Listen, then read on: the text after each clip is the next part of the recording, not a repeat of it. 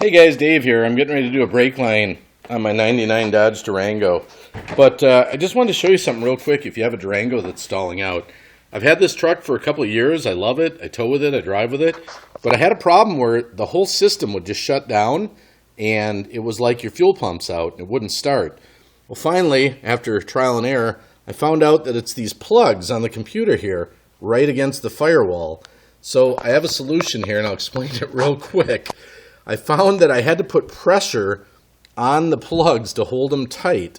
I cleaned them with electrical cleaner and grease, and that still didn't work, by the way. It would die, it would die, it would die.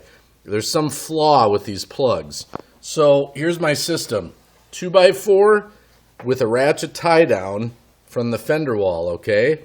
And then when I first did this, it worked okay at first. It ran for, a day or two, and then it would still die.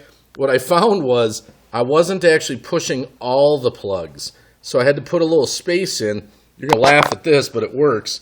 I have a paintbrush and a shim, a wood shim, and then I twisty tied that together. So all that, what the concept is to push those plugs forward. Push them forward, hold them in place, and that'll keep your Durango running, because this thing died on me everywhere. Intersections, you name it. At first I could wiggle little wires and get it going again with the ignition key on. You'd hear the alarm come back and know you could start it, but then it would die and start and die. So that's what you have to do. Push the plugs forward. Thanks.